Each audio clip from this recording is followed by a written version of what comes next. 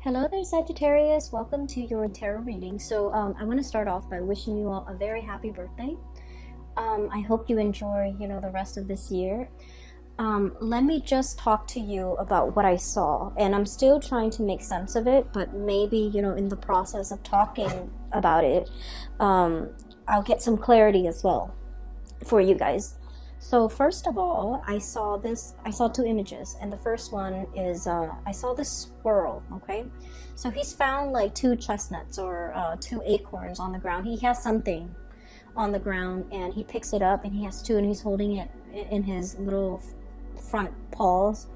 And he climbs up a tree, and he has a tree that he always goes to put away his stash. And he looks around to make sure that no one sees him. And then he burrows himself into this little hole in the tree.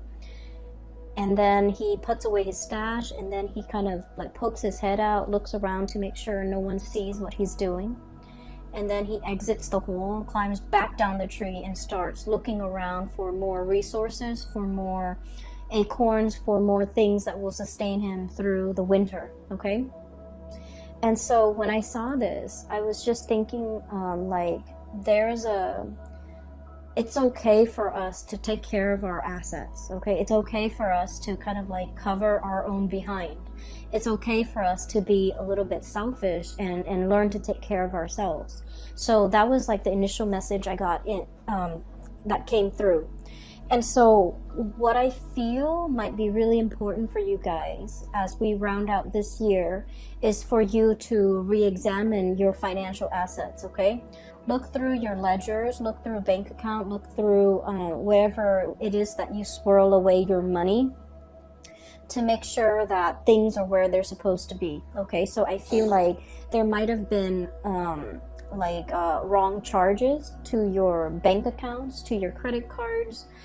There might have been money, inadvertently like taken out, or there might have been wrongfully charged transactions. So I feel like it's really important for you to kind of like look through your financial ledgers to make sure everything is up to date and to make sure that everything is squared away the way it should be. I'm also seeing this sneaky behavior, not in a bad way, of course, of like needing to separate your assets, needing to kind of like swirl money away in a place where it's safe, okay? So like having a safe place or a safe space for yourself or for your financial resources would be really good for you. Having a safe place for you to be in, for you to retreat to when things get a little bit dicey, with whomever you're dealing with. That's also going to be very crucial for this month, okay? So I almost feel like you're gearing up for battle. I almost feel like you're contemplating or thinking about some major big change in your life that requires quite a bit of financial resources, or even resources in general, whatever that might be, time, money, energy, just like you're gearing up for something really big, and you need to make sure that everything is lined up, okay? So I have a Sagittarius moon, and I know Sagittarius people really, really hate like bookkeeping, itemizing, making lists, making, check off things and making sure every little thing is where it's supposed to be. Like that is one of the worst things that a Sagittarius, would like. That's one of the worst things that I feel, you can subject a Sagittarius to, because you guys don't like to do these little minute details that is time consuming and tedious and overall it's not really fun.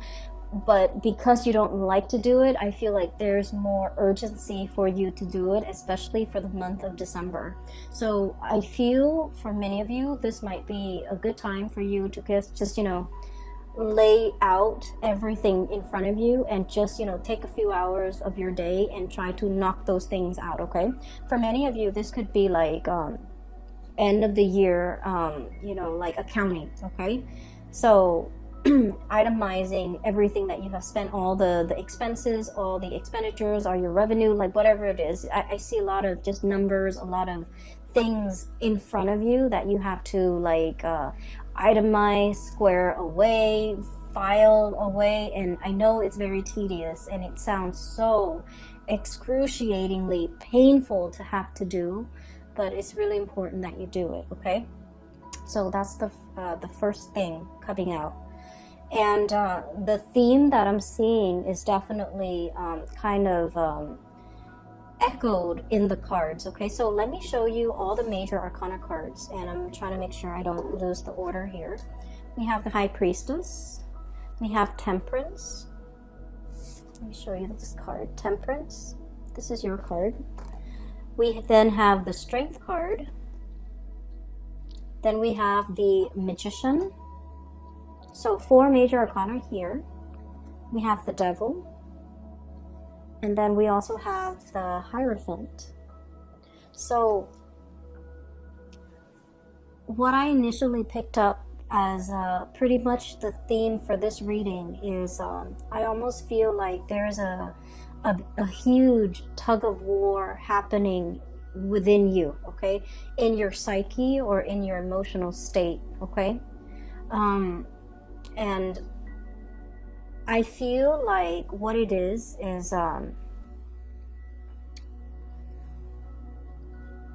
you know, there's overall what I'm seeing as a sense of like restraint, and then wanting to the opposite of that. So there, on the one hand, there's this duality about, you know, having a lot of self-control, having a lot of control in general, having a lot of restraint, doing things the proper way, itemizing everything, and making sure that, you know, everything is like calibrated, carefully planned out, carefully thought about, okay? And then the other side of you just wants to like dash in, you know, get your hands dirty, and then ask questions later.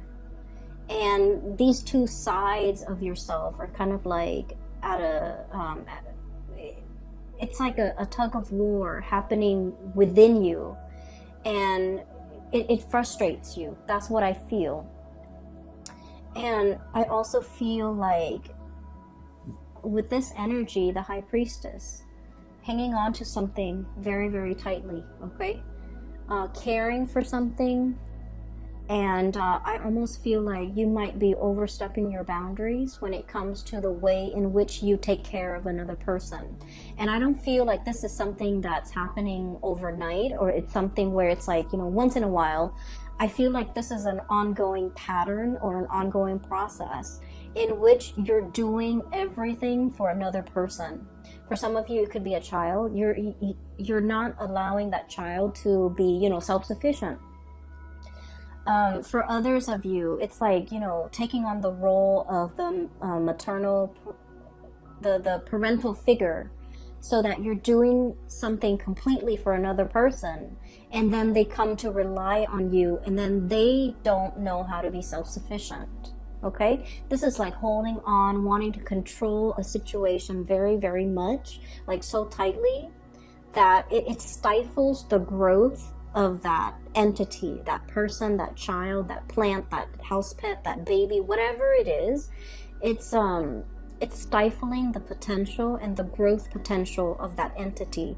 So I feel like this is an ongoing process, because I feel like it has dragged on for many, many years. And so once we become aware of it, as you guys might have been aware of it, it's really hard to loosen the reins, right? It's really hard to kind of like be so emotionally wrapped up and invested in something, and now all of a sudden you're forced to kind of like, you know, back off pretty much. And now you're racked with anxiety, because you're just like, well, if I backed off, you know, it's gonna fall apart. It's so delicate and it's so fragile. What's gonna happen to it? And I feel like it's not really in your control. It's not really your place to exert that much control and influence over that entity. So I do feel here the universe is pretty much telling you to loosen the reins, okay? Loosening the reins doesn't mean that we're no longer in the driver's seat, we're no longer in control. It just basically means that we're practicing kind of like loving detachment, and we're allowing that entity enough space and enough distance to grow. And we're allowing ourselves to, you know, trust that we have done a good job, so that when we loosen the reins and back off and step aside and watch it from the sidelines, that it's still going to be able to function and perform the way that we expect it to. Okay, so I feel for many of you, this is a very maternal, paternal type of an energy, where you might be, you know, for example, your kids might be going off to college, and you're just like, oh, you're racked with anxiety, and you're not really sure how they're going to be able to take care of themselves, because you've taken care of everything for them.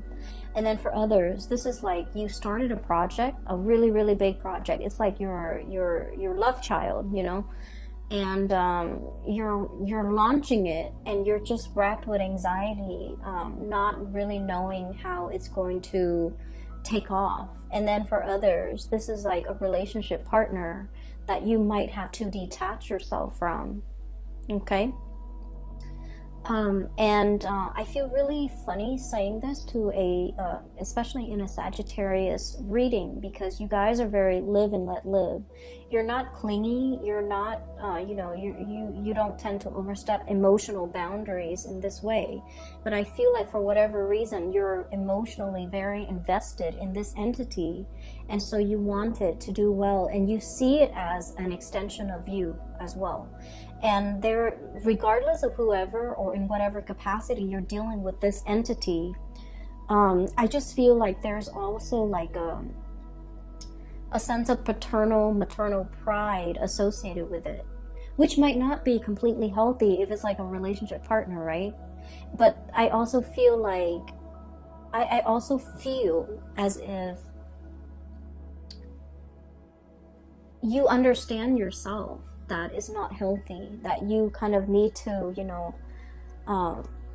this is like, I almost feel this element of control. Okay, the bird is like holding the reins, controlling this wild beast.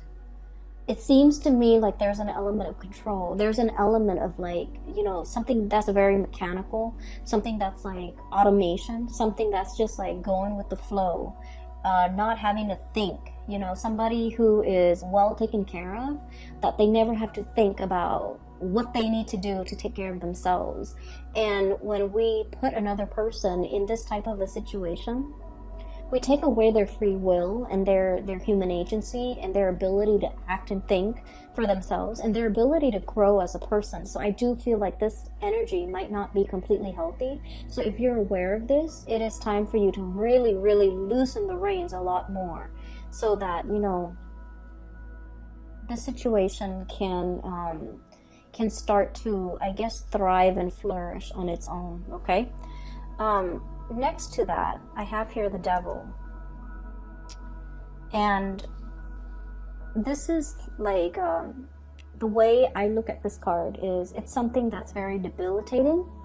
Okay, it could be physically, mentally, health-wise, but this woman, she's got a blindfold on. So I feel like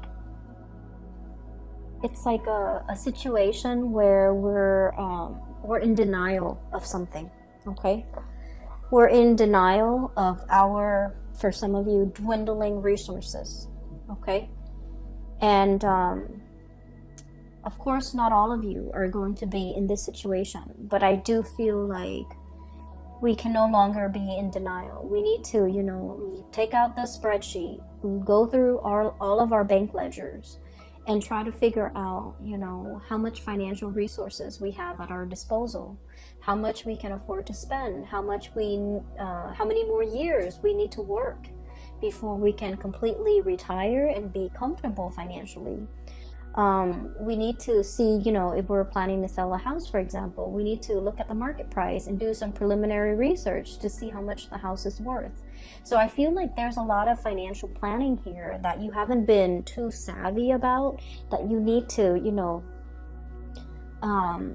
work at. And I do feel like it's better for you to be ahead of this energy and to know how much assets you have and to know your financial standing or your financial situation before something else happens. So I just feel like there's something you've been in denial about, and you kind of brushed it off, and it's really time for you to just, face those fears, because if you think about it, all the in the previous few years, for example, the previous 5 years, the things that you really feared, once you face them head on, you realize they're not that scary, right? So we have a habit of making like mountains out of molehills, and so when we don't like to do something, in our heads, those annoyances or those things that we don't want to do, they get bigger and bigger. And I feel like if you just sit down and tackle it head on, it's not going to be that bad. So I would urge you to not procrastinate on this, and just take off those blindfolds and really get the proper information to know exactly what you're dealing with. Okay, so that's the really important message, because it's all concentrated in this area where the 5 major arcana cards are located. So I do feel it's time for you to kind of like have mastery over this situation. Okay, get out from behind the steering wheel and just look at the situation and examine it and have control over it. So the Magician energy it's a really strong energy. It basically indicates manifesting, being able to turn a situation and manipulate a situation in your favor. So I do feel like things are not what they seem, and they're not that scary. So it's really important for you to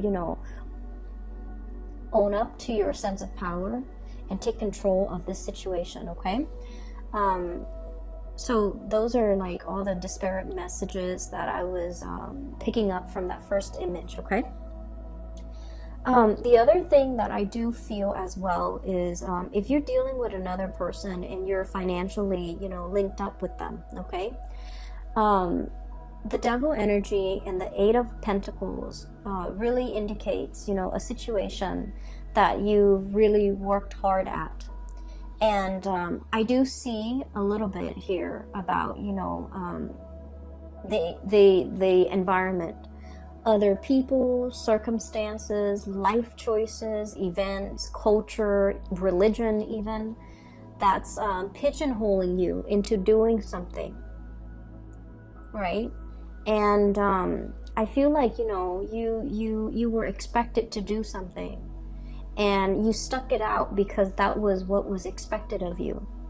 And I feel almost like whatever that was really expected of you, you never questioned it.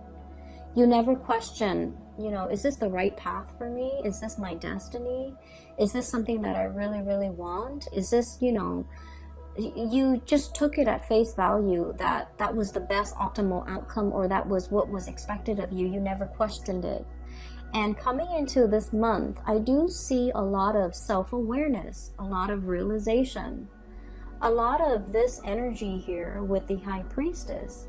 It's like really knowing ourselves, knowing deep down in our hearts of hearts, in the recesses of our minds and our hearts and our soul, what is good for us, what really inspires us, what really excites us, what we really want as an individual. Once we peel away all those layers of societal expectations, family expectations, doing what is required or expected of us because that was what we did, because we were it was imposed upon us.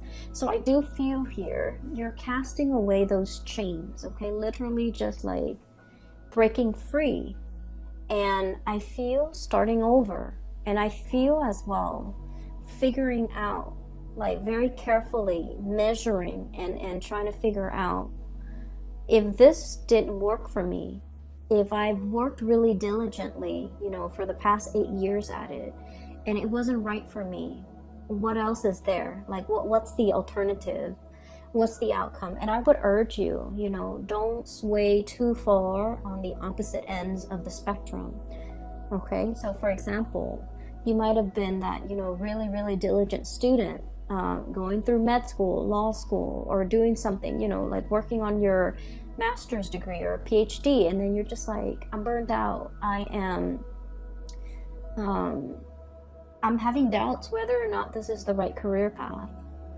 And then, you know, the opposite end of the spectrum is just like dropping school altogether, withdrawing from all of your classes and taking a sabbatical and just, you know, traveling for 3 years. I would say the answer that you're looking for is somewhere in between, and you don't have to take such drastic changes, okay? A lot of the times when we feel like we've been shackled or stuck in a situation for so long, once we have our sense of freedom back, we feel like we want to, you know, go wild. But I do sense in this situation, it would be best for you to, you know, have a game plan, lay out something like a blueprint of the alternative courses that you might take, okay? For some of you, this might be a schooling situation because that courses, it resonated. So I feel like chart out a new course for yourself to figure out what's a more moderate or less extreme road or route that you can take. In once you've decided this is not right for you, what is a more or a more moderate or a better fit for you? So going from there, okay? So don't let your energy fluctuate to the other end of the spectrum, because I feel like you might make some decisions that you're going to regret. Okay, so just a heads up, because I do feel this tug of war. And you know, when you look at people in a tug of war, it's like you have a bunch of people on one team and a bunch on another. And if they're constantly tugging, then no one's really falling down. However, if one side decides to just let go of the rope, the other side will be able to pull, and then all of their members will like stagger to the floor, right? So I feel like maintaining that push and pull, and also that equilibrium, is going to be really important, so that you don't so that you're still, you know, finding your center, and so that things don't drastically go awry, okay? So I hope that the reading still resonates, and I hope that you're still watching this, and I hope that it is still going to be helpful for you guys. Now, the last 4 cards, you have some really good, amazing cards, okay? So I feel like there was some major things, hurdles that you have jumped through as we round out the month of November. And so we're going into December, where a lot of this is still in your head. And it's still kind of like, you know, plastered, I feel like, on the right side of your head. You're going about your day, but you're still thinking about it because it's plastered on this side of your head, and you're still like, it's weighing you down a little bit. It nags at you, and you're just like, okay, I'll take care of it. But I do feel like, you know, finances needs to be ironed out. Figuring out the next path. I feel for many of you, I do see a lot of people who might have finished like a specific course of study, and now they're contemplating, do I go for more education, or do I want to get out into the world and make money? For some of you, you're impatient. You want to go out there and make your mark on the world, make money, and not be like, you know, struggling financially while you're in school. It's not fun. And so you're really trying to, you know, grapple between like more schooling so I can like increase my earnings in the future, or start working now so I can get the work experience while the going's hot. I feel like you're grappling with these major life change and turning points in your life. For others as well, I feel like, you know, divvying up your assets. So it could be like filing for something, and you filing papers, filing for something, and you're trying to swear away or swirl away some assets, hide some assets, so that it doesn't show on your statement. So there's something like that happening. And I just feel like moderation is the key. Okay. Anyway, so on this side, there was another image that I saw, and it looks really good. I actually feel like I'm going to clear these off, because I feel like that energy is done and over with. But let me just leave the cards out here. So what I have here is the 10 of Cups. This is a beautiful card. I have the Knight of Pentacles. I have the Hierophant. We saw that earlier. And then the 2 of Cups. Okay, so these are lovely, lovely cards. So what I saw pertaining to these 4 cards is I see a woman's hands. There's like a bowl, a plastic bowl, and there's some dough, like some flour and water and a little bit of salt. So somebody's like kneading some dough, right? And for those of you who are not familiar with baking and kneading and you know, flour and things like that, so to knead dough, you need, you know, flour and water, right? And you have to be really careful about the amount that you put in. It has to be measured. It has to be measured, okay? Measured perfectly right. So if you put way too much water in, it gets sticky and it just gets into every crevice of your fingers, and it's really frustrating having to knead it because it sticks everywhere. And then if you get it too dry, and every time you thump it down into the bowl, the dry flour fluffs up and gets all over your face, gets all over the counter, it gets all over the surface that you're working on. So a delicate balance, okay? Anyways, I see these hands kneading dough. And so what I feel is there's a specific area in your life where, Sagittarius, you just want to jump right in, roll up your sleeves, get your hands dirty, and just, you know, indulge, okay? Like, I feel this really strong tactile, it's very tactile. It's very, like, it reminds me of, like, one of the Cancerian reading for last month, where I felt like they were just frustrated. They wanted to indulge. They wanted to, like, you know, devil may care. They just wanted to have fun. They didn't want to answer to anybody. They didn't want to restrain themselves. They didn't want to do something. They didn't want to be to have to hold themselves back. So that's what I felt it's like. And for many of you, I feel like this is your energy or another person that you're dealing with. So here's what I'm sensing, okay? There's like a relationship situation here. There is a relationship here. And there are some scenarios that are coming up strongly. I feel for many of you, we have the Hierophant and the 2 of Cups.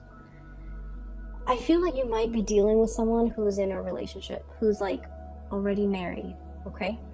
And then I also feel like the connection between the 2 of you is very strong, okay? It's like the fish, okay? And I almost feel like the 2 of you, if you work together, you're a very good, like, partner. Like the work relationship is amazing. The 2 of you, if you were, you know, if you happen to be both single and dating, this is like a power couple. I always think of the fish as, like, you know, it generates prosperity, and that's why we have, like, fish in the koi ponds, right? So it generates prosperity. So it's like together, the 2 of you would generate a lot more money as a couple. So this is like a power couple dynamics that I'm seeing here. But I feel like you might be married or they might be married. But the connection between the 2 of you is very undeniable, and it's really strong. And the 2 of you have this really strong, playful energy with each other. And I do feel like, you know, there's a lot of tension. There's a lot of, like, this romanticism that's kind of, like, suppressed. And that's why I just kept feeling like, you know, you really like this person, and they likewise. They feel the same way about you. And I felt like you just want to just just ignore that responsible part of yourself, you know. Hey, I'm in a relationship, or hey, they're in a relationship, we shouldn't go there. You kind of want to ignore that part of yourself and just like plunge right in, get your hands dirty. Okay, that's what it feels like to me. And then for others of you, I feel like for whatever reason, there's something about this relationship that's taboo. Okay, I do feel for many of you, cultural differences, even though I don't know why that would be taboo, or even like a workplace romance where it's not allowed by HR, for example, or you don't want to taint this relationship because you work together. There might be religious factors, there might be family, you know, like for example, your family might want you to, you know, date somebody from a specific religion, date somebody